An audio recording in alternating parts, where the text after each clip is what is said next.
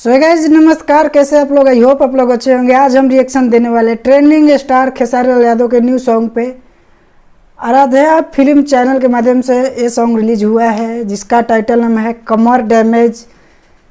बहुत romantic song है, सुन के बहुत मजा आने वाला है। तो फीचरिंग दिए नीलम गिरी। तो चलिए जल्दी से वीडियो को स्टार्ट करते हैं। और वीडियो अच्छा लगता है तो लाइक और शेयर जरूर करना।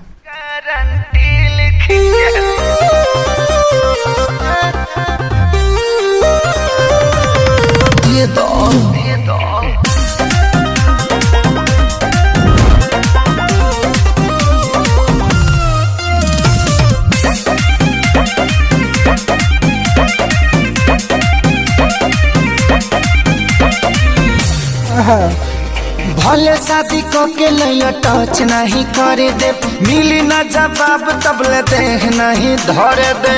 राजा हो ए राजा हो ए, भले शादी को के लिए टच नहीं करे दे, मिली ना जवाब तबले देख नहीं धरे दे। कितना दिन ले चलई बा इमरजेंसी लिख के दा, कमर डैमेज नहीं कर भाई गारंटी लिख के दा, कमर डैमेज नहीं कर भाई गारंटी लिख के दा। गारंटी दे दो भाई।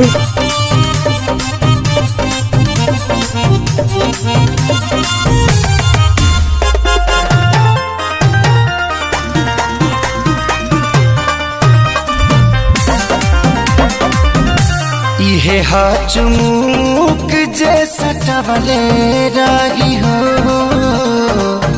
असरे पोरे पोरले चढ़वले रही हो। रजो हो गबड़ा के साइड हो जाइबा, हाथ न थइबा तू। आई सिस्टम में कवनो खराबी त हमके सटइबा तू। कितना ड्यूटी कितना भया परसेंट लिख के दा, कमर डैमेज नहीं कर भाई गारंटी लिख के दा, कमर डैमेज नहीं कर भाई गारंटी लिख के दा।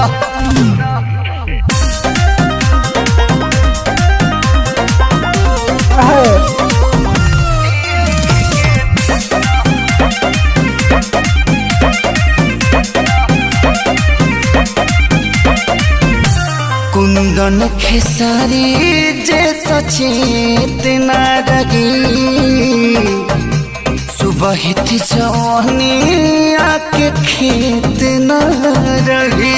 बाद में का कटबो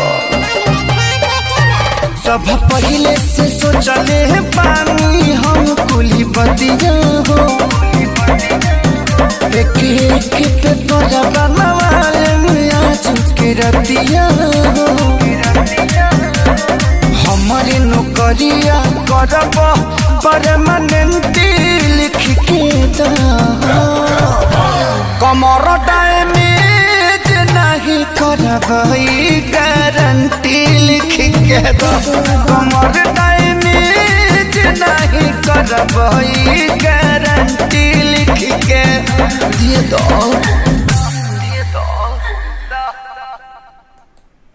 का हो भाई लोग, कैसन गाना लागल? का लागत है गाना कितना हिट करी? 4 घंटा हो गई, 3 लाख प्लस व्यू। समझा कि अभी पूरा दिन बाकी बा, गाना कितना रील वायरल हो सका था। ये गाना बहुत प्यारा है और रोमांटिक है, सुनने में बहुत मज़ा आ रहा है। वीडियो भी रोमांटिक है, सीन कहीं कहीं रोमांटिक सीन भी है। डांस अच्छा है, डांस देखने में भी अच्छा लग रहा था। और वीएफएक्स की बात करें, बैकग्राउंड वीडियो बैकग्राउंड की बात करें तो काफ़ी औसम लगा देख के। सब चीज़ बढ़िया है, देखने में बहुत मज़ा आया।